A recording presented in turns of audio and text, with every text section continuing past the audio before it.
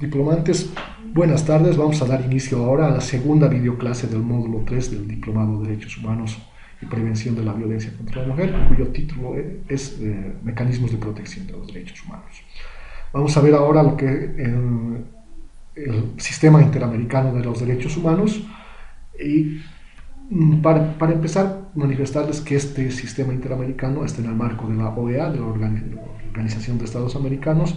Está compuesto por todos los estados parte de la OEA y los órganos competentes dentro de la OEA para ver el tema de los derechos humanos y que son parte del Sistema Interamericano de Derechos Humanos son la Comisión Interamericana de Derechos Humanos, o CIDH, cuyo funcionamiento data de 1959, y la Corte Interamericana de Derechos Humanos, o Corte IDH, cuyo inicio de funciones es en 1978.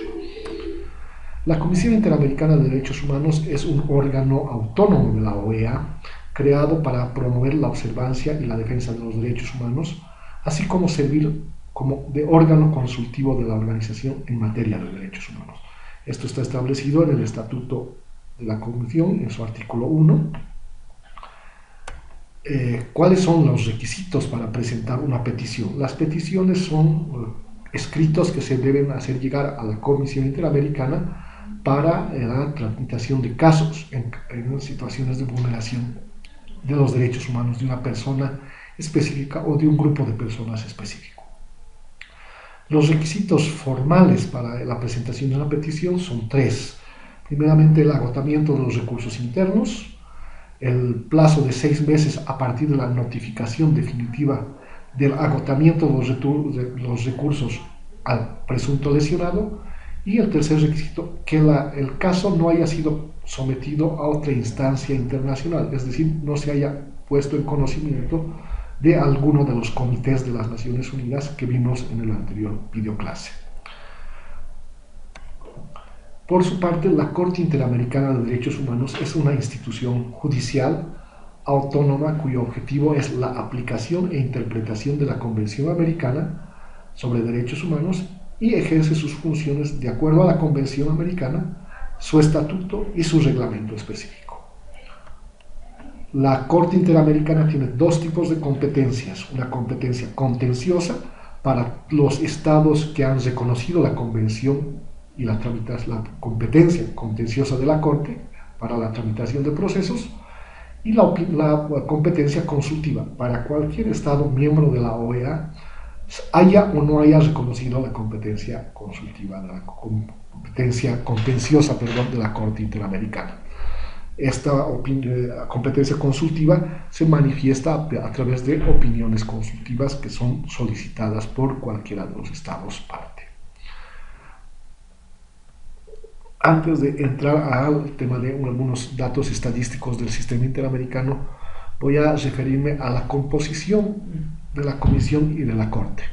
Tanto la Comisión como la Corte tienen 7 miembros, 7 comisionados en el caso de la Comisión y 7 jueces en el caso de la Corte, los cuales son elegidos de manera personal, es decir, no son representantes de los estados, son elegidos sí por la Asamblea General de la OEA, de ternas que son presentadas por los estados o por otros estados de los cuales no son nacionales los postulantes para la postulación.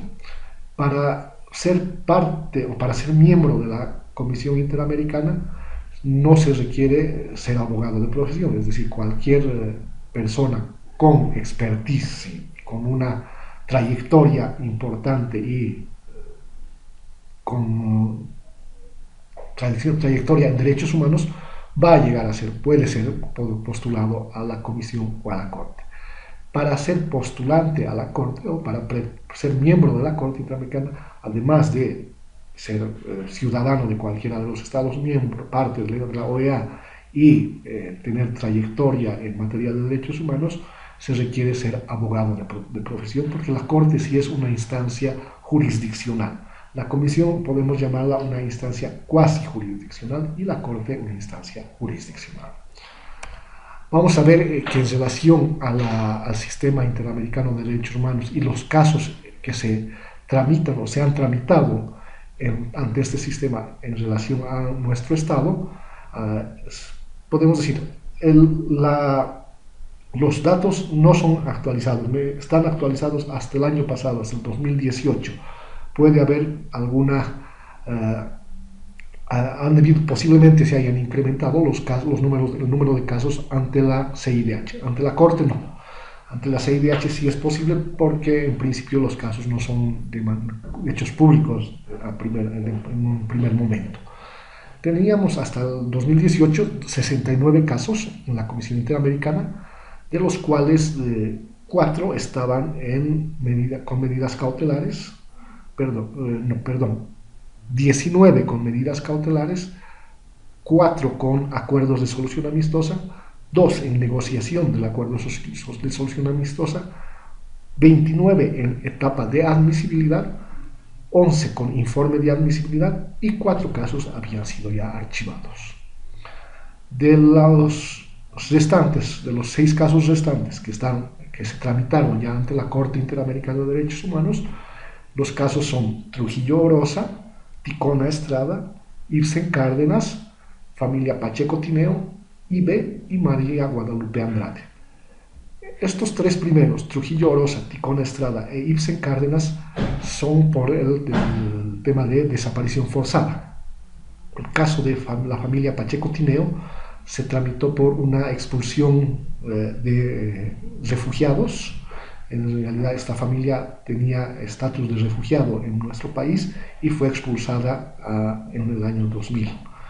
El caso IB hace referencia a una situación de derechos sexuales y reproductivos. Este caso va a ser uno de los que vamos a estudiar y vamos a desarrollar en el análisis y estudio de casos en el desarrollo de este módulo. Y el caso de María Guadalupe Andrade, que es un caso por violencia de derechos políticos y denegación del acceso a la justicia en algún caso.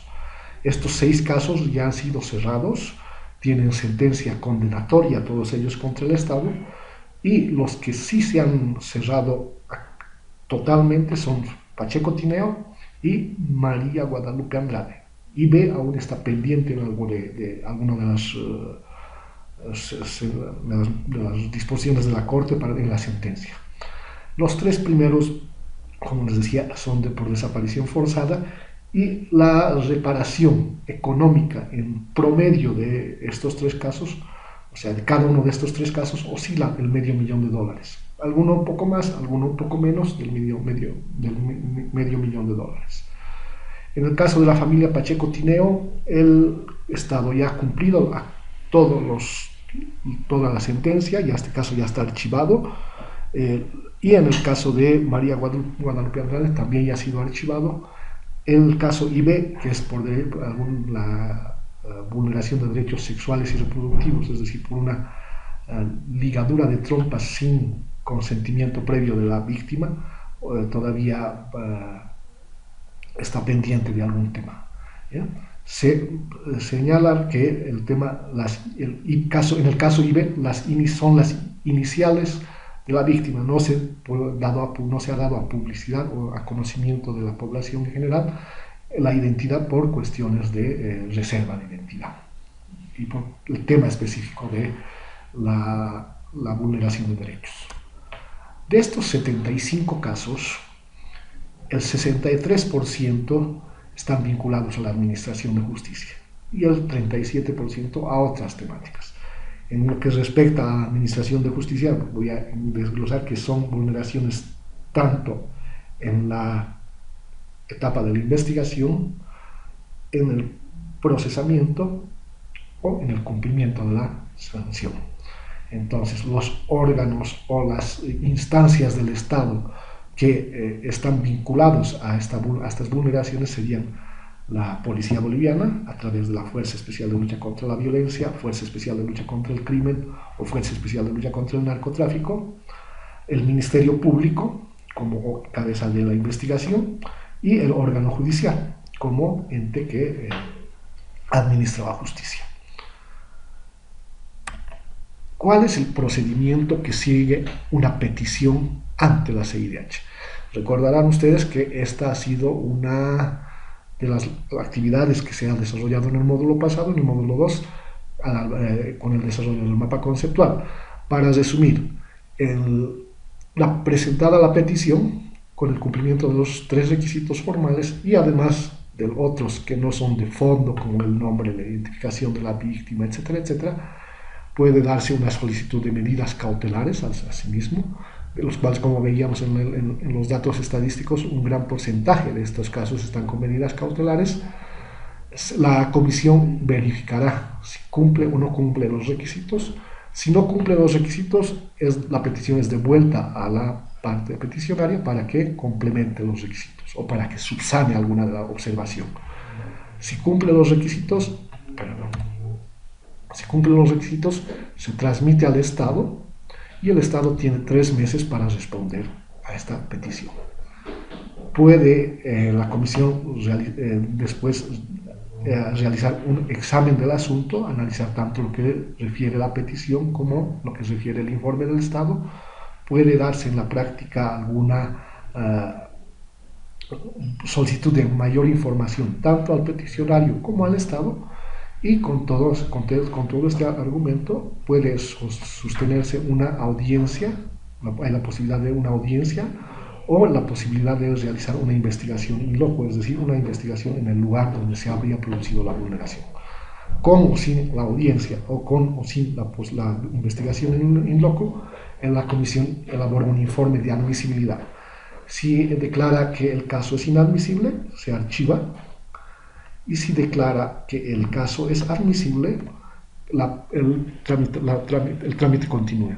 Puede existir un posible acuerdo de solución amistosa en el cual se va la parte, es decir, la parte peticionante y el Estado denunciado se reúnen con la presencia, con la intermediación de la comisión para encontrar un posible acuerdo. Si no hay acuerdo, vamos a apurar. Si se llega a un acuerdo, se celebra un acuerdo de solución amistosa, un ASA como se lo conoce, se publica el acuerdo y lo único que hace la CIDH es verificar el cumplimiento de este acuerdo. Si no existe un acuerdo de solución amistosa, la Comisión Interamericana preparará un informe final donde establecerá si existe vulneración a los derechos humanos, si hay violación, o si no existe violación a los derechos humanos.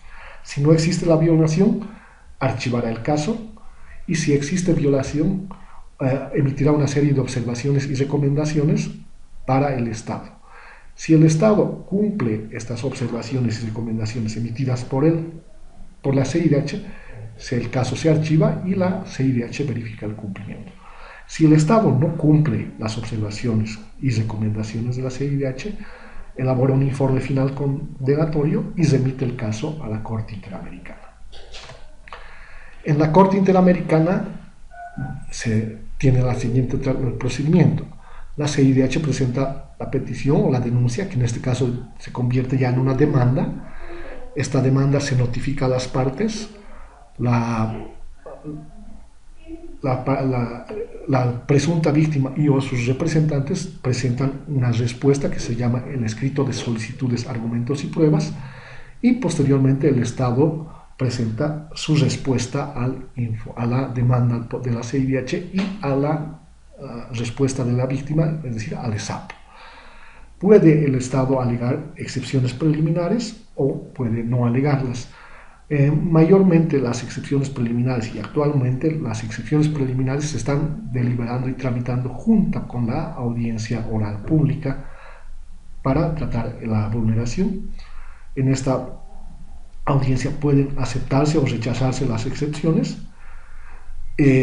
Luego de la audiencia oral pública y contradictoria se presentan los alegatos finales escritos, y luego de los alegatos finales escritos, los miembros de la Corte, los jueces de la Corte, entran a una deliberación donde hacen un análisis final del asunto y emiten su sentencia. Si se aceptan las excepciones, el caso se archiva y sobre la sentencia manifestar que no existe recurso ulterior, es decir, no existe una apelación a la sentencia.